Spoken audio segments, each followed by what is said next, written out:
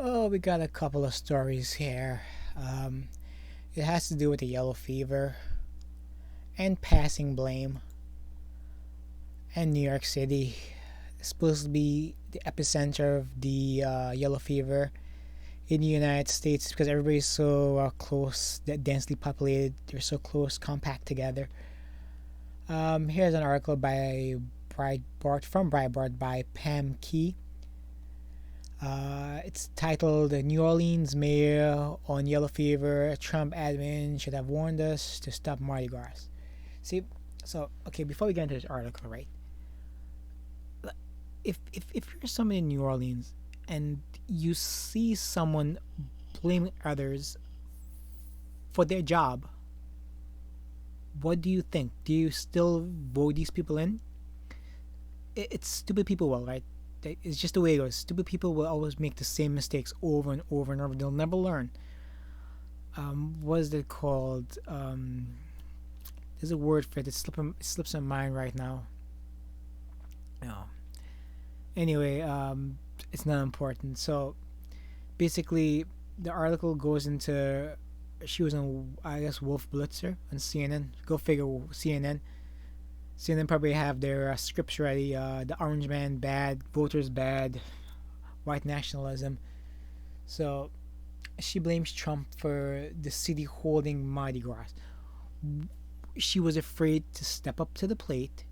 She was afraid to stop Mardi Gras because probably the economic incentives.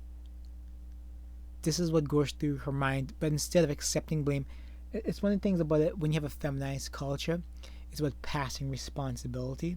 So the world currently right now has, at least the West, a heavy feminized culture. So that's why everybody passes responsibility. Parents blame the teachers. The kids blame, well, they're kids, but they blame everybody. But yeah, this is what happens during a feminized culture. Everybody passes the buck. Everybody passes the blame. Everybody looks for a scapegoat. So she claims she had no guidance. Of course, you have guidance. She just chose to ignore it. Trump early on, I think back in maybe January, he warned about this stuff, but it's like you have actually a media that's split. It really can't be trusted. To be honest with you, some think it's not a big deal. Some think it's being overblown. I mean, it's hard to really trust the stats, particularly when China, they're not being honest. They're lying. It's what communists do. They constantly lie. Then, of course, they accuse others of exactly what they do. So instead of taking blame for starting the virus, the communists blamed America. It's communism 101.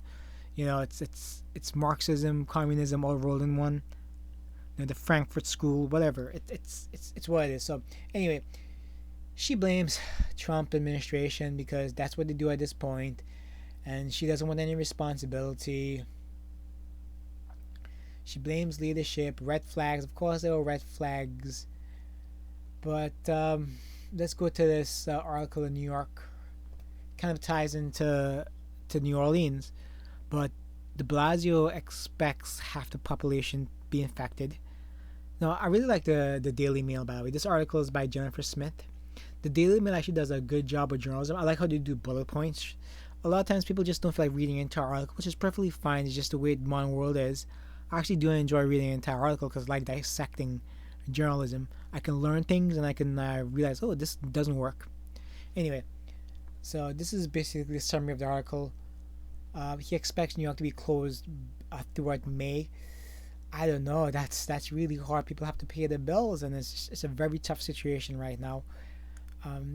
New York has more than 23,000 cases, and 365 have died. It's probably going up.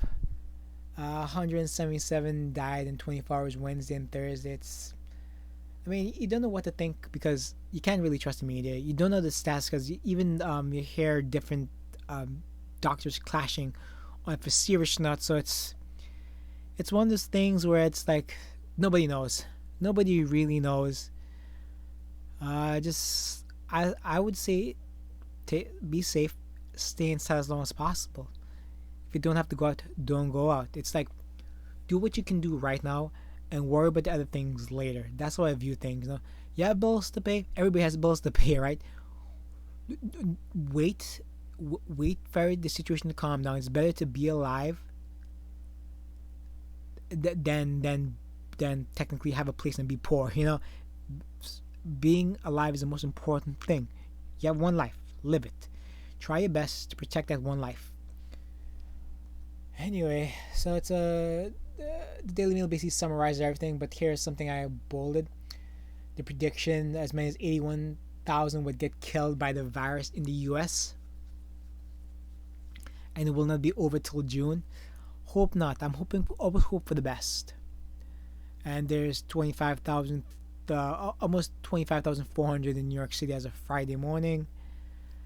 And the toll, as I said, is 365. And it's probably going to be up again. It's one of those things, again, you got to play by ear. Be safe. You much rather be as cautious as you can. Don't worry about the bills. At least that's my opinion. Worry about that stuff later. Try your best to do what's right. Have this contained. And hopefully everything by July 4th, everybody will forget all about the yellow fever. Alright guys, hope you enjoyed. Subscribe, save, share, whatever. I do have Twitter and things like that, but I haven't linked it yet. I'm trying to get everything down packed, to be honest with you. But I'm sure you can find me on Twitter, on Gab, on Parler. Alright guys, take care, bye.